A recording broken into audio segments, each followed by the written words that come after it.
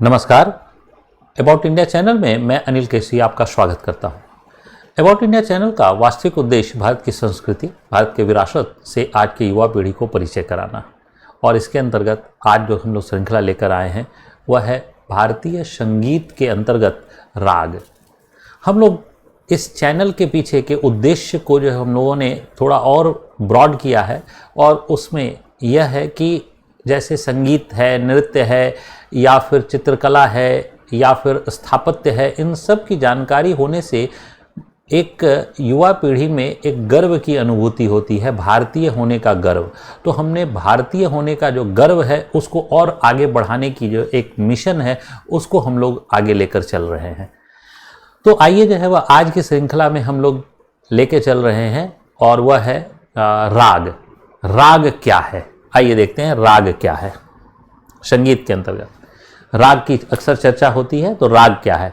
तो देखिए, भारतीय शास्त्रीय संगीत जो होते हैं, तो शास्त्रीय संगीत पर एक वीडियो बना हुआ है पहले से, उसमें आप लोग चाहें तो उसको देख सकते हैं। शास्त्रीय संगीत का आधार जो है वह राग होता है, यानी शास्त्रीय संगीत में राग से भटकाव की छूट होती ही नहीं है। जैसे उपशास्त्रीय संगीत है, उसमें कभी कभी राग से भटकाव की छूट होती है, लेकिन शास्त्रीय संगीत में राग से भटकाव की छूट होती ही नहीं है। और जो सुगम संगीत, यानी कि जो हम फिल्मी वगैरह जो है वह जो गीत गाने सुनते हैं, उसमें राग का प्रयोग होता है, कभी कभी, कभी कभी नहीं भी होता है, कभी कभी उपशास्त्रीय संगीत का भी प्रयोग होता है, सामान्य भी जो है वो होते हैं, बगैर राग के भी गाने बनते हैं, उसका मनोरंजन उद्देश्य है। तो शास्त्रीय संगीत का उद्देश्य वह क्या है, तो वह उद्देश्य राग आधारित गीत। अब साधारण शब्दों में जो वह समझा जाए तो राग जो है वह क्या है, राग स्वर युक्त एक ऐसी ध्वनि है, ध्वनि जिसमें मानव मस्तिष्क संगीत के अलग अलग भाव उत्पन्न हो जाते हैं। यानी मानव मस्तिष्क के अंदर राग से ही अलग अलग भाव उत्पन्न हो जाते हैं, उसके आलापों से ही। जैसे कौन कौन से भाव हो सकते हैं, तो प्रेम का भाव हो सकता है, आनंद का भाव हो सकता है, विरह का भाव हो सकता है, दुख का भाव हो सकता है, करुणा का भाव हो सकता है, वेदना का भाव हो सकता है। ये सारे भाव जो है वह किससे, तो राग से ही उत्पन्न हो जाए, संगीत से ही उत्पन्न हो जाए। इसी को हम लोग जो है वह क्या कहते हैं, राग कहते हैं।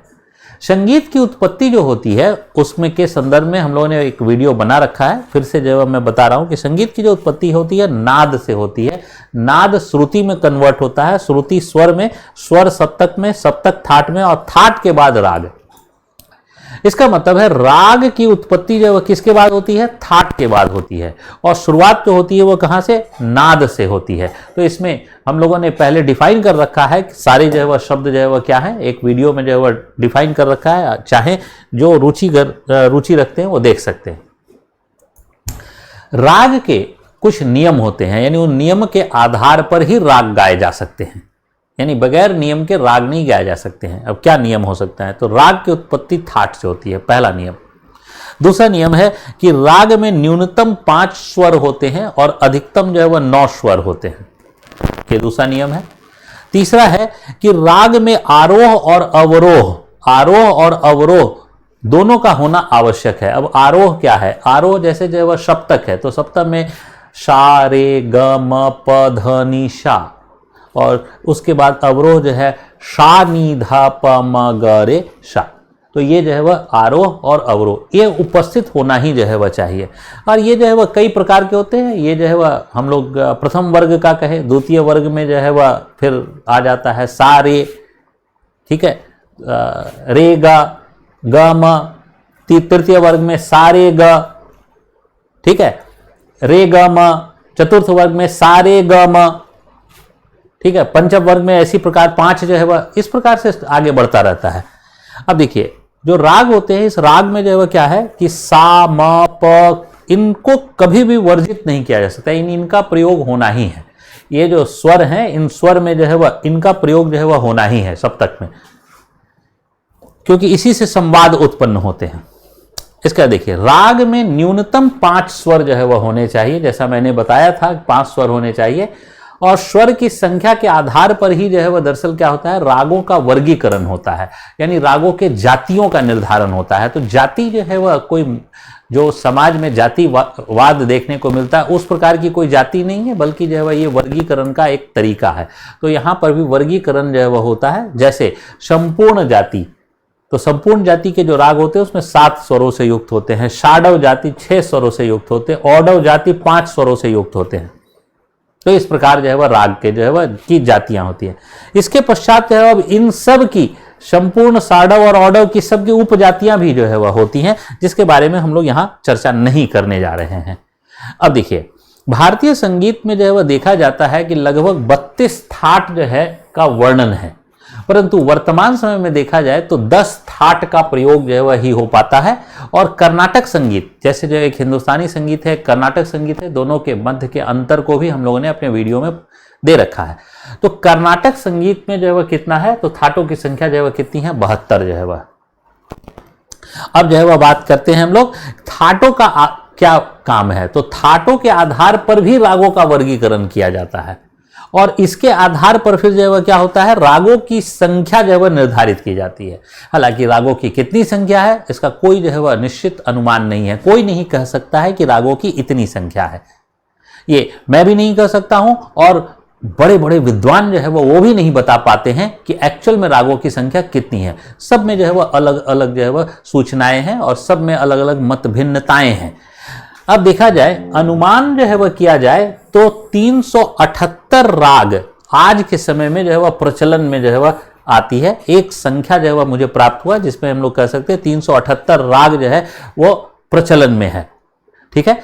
लेकिन एक जो है वह समारोह हो रहा था, संगीत समारोह महोत्सव, उस संगीत महोत्सव में उस्ताद विलायत खान जो है साहब थे, तो जो भारत के जाने माने शास्त्रीय संगीत जो है वह गायक है, उन्होंने महोत्सव में जो है वह रागों की संख्या की कहा कि वो 4 लाख तक राग हैं। मैं नहीं जानता हूं क्यों, क्योंकि ना मैं 378 को जानता हूं ना, क्योंकि मैं तो केवल भारतीय संस्कृति के थोड़ा जो है वह को आगे बढ़ाने का काम कर रहा हूं, आज की युवा पीढ़ी तक पहुंचाने का प्रयास कर रहा हूं। ये जो है वह महान लोगों का काम है। ये इस श्रेणी में जो है वह कहीं दूर दूर तक मेरा स्थान नहीं है कि मैं रागों की संख्या बता दूं। लेकिन हाँ, जो संख्या मिलती है अलग अलग मत भिन्नताओं में, वही उसी को मैं आगे बढ़ाने का प्रयास कर रहा हूं। अब देखिए, प्रत्येक राग, यानी कोई भी राग जो है वह गाना है, तो ऐसा नहीं है कि किसी भी माह में जो है वह गा देंगे, किसी भी काल में गा देंगे, नहीं। हर एक राग का अपना माह जो है निश्चित है, हर एक राग का काल जो है, समय काल जो है वह निश्चित है, और हर एक राग में भाव जो है वह निश्चित है। ये सब कुछ निश्चित है, पहले से पूर्व निश्चित है, उसी के आधार पर राग होते हैं। तो जैसे जो है वो देखिए, मैंने एक सूची जो है वो बनाने का प्रयास किया है। यहाँ राग है, भाव है, माह है, काल है।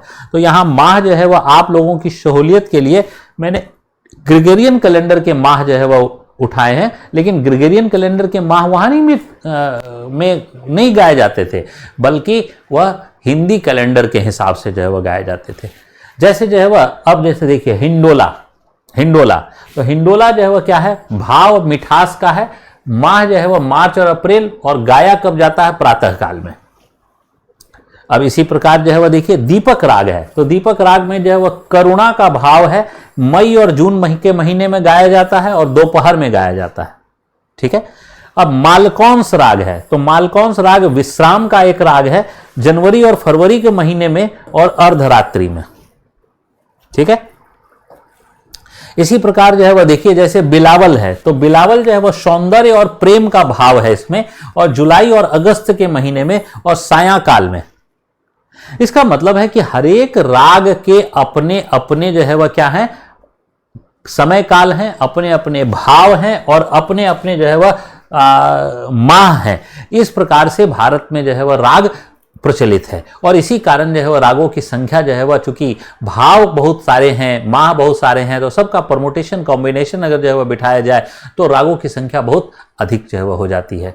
तो राग के बारे में संक्षिप्तता से जानकारी जो है वह हम लोग यहीं तक रखते हैं। फिर मिलेंगे हम लोग किसी नवीन श्रृंखला में, तब तक मैं अनिल केसी आप सभी का धन्यवाद करता हूँ। जय हिंद।